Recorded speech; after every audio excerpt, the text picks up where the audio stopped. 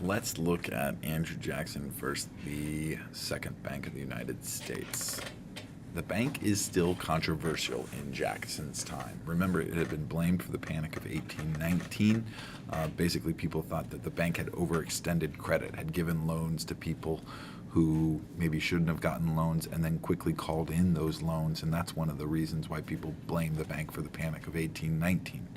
Nicholas Biddle is named the bank president in 1823, and he helps the bank regain some of the public trust. He really understood the economy more than most people at that time. He was a good banker, but he's a little bit cocky as well.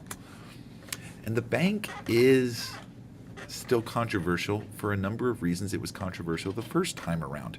The first question is it constitutional? There is still some debate over whether or not having a national bank is constitutional. Other reasons caused the bank to be controversial. It is a private company that is doing a public service. It is effectively a government-supported monopoly. Also, it puts wealth and power in the hands of a few already wealthy directors and investors. So a lot of people are looking at the bank and wondering why we have this, because it's not really consistent with what's going on in America during the 1820s and 1830s. Remember, we read so much about increasing democracy and how society was becoming more democratic. The bank is the opposite of that. It's something Alexander Hamilton would have supported, where power was in the hands of the few. Andrew Jackson would have disagreed with Alexander Hamilton. Andrew Jackson did not like the Bank of the United States. Andrew Jackson didn't really like banks. He himself had come close to bankruptcy himself by making a few bad investments when he was younger. He's also a soldier. He likes practical things, and banks seem a little bit too impractical, with people depositing money and then loans being given for money that's not really there.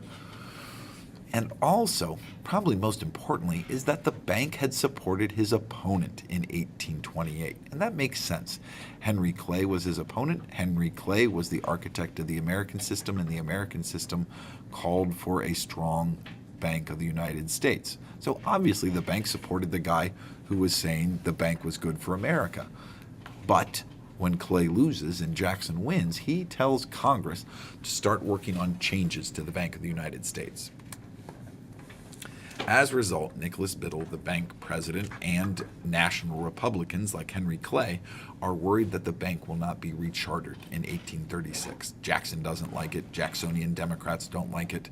The charter is going to expire in 1836, and it needs to be rechartered or else it will die. So Biddle asks Congress to recharter the bank in 1832, not wait until 36, when maybe even more Jacksonian Democrats will be in office.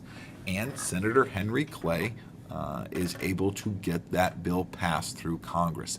He is a master at compromise. He did some great politicking and got that bill through Congress.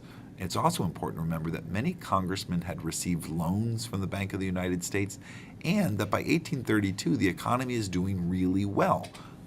So the bank might be taking some credit for that. Passes Congress, but it's not yet a law, because Andrew Jackson vetoes the bank recharter bill. And this is unique. This is the first presidential veto that's not just used for constitutional reasons.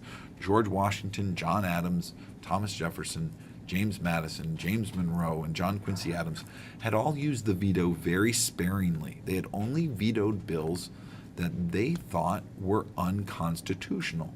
Andrew Jackson has vetoed the bank recharter bill because he feels that the bank is socially unequal. It hurts part of society and helps the other.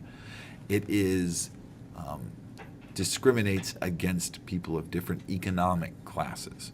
Jackson feels that the bank recharter needs to be vetoed because it's bad for America. It's constitutional, it's just bad for the nation. So in the election of 1832, Andrew Jackson makes his veto and the bank the central campaign issue. And as you can see from these results, he wins overwhelmingly. He wins such a major victory, Jackson declares that he has received a mandate, which means that he thinks the people have sent him a message with their overwhelming support that they agree with his policies. And that's specifically about the bank. Jackson is even more upset because, again, the bank attempted to support Henry Clay and make sure Jackson didn't get reelected. And Jackson comes out and states that since the president is the only position elected by the entire nation, everybody in America gets a cast a vote for somebody in the Electoral College who gets to vote for the president. Jackson sees himself as the people's true representative, not the representatives in the House of Representatives. That represents a wide variety of people, and they're all selected by different groups, and not the senators, because they're chosen by the state legislatures. But the president, in Jackson's opinion, is the people's true representative, and the people had sent him a message. And there's his quote on what he said he was going to do to the bank. So how do you kill a bank? The easiest way is to empty it. And Jackson wants to remove all federal money, which is most of the money in the Bank of the United States. So he puts Roger B. Taney in charge of the Treasury, mainly because he agrees with the plan. And Taney begins removing federal funds and placing that money in chosen state banks. Now, Jackson was accused of putting money in banks owned by his friends, and so these banks are sometimes called pet banks. Jackson, remember, though, doesn't really like banks, and he doesn't trust credit. He doesn't trust people borrowing money on credit. He would prefer if people used gold and silver currency. So when this money is put into the pet banks, Jackson asks Congress if they can put some regulations in place to limit the amount of credit that's issued. Congress says no, they don't have the authority to regulate the loans given out by these pet banks. When you put money in a bank can do whatever it wants with it. And as a result, money put into these pet banks leads to an overextension of credit. Those banks lend out money to people who probably can't pay it all back. And this starts to create some economic problems. Jackson has Congress pass the Specie Circular Act to try to limit this overextension of credit. And basically what it said was, you can't use paper money to buy federal land. If you want to buy federal land, you got to pay for it in gold and silver. But that ends up not being significant enough. We're still on the way to economic problems. It's made even worse when the Bank of the United States tries to call in all its loans. It tells people they need to pay off their loans immediately. Biddle was trying to make the American people see that they needed the Bank of the United States.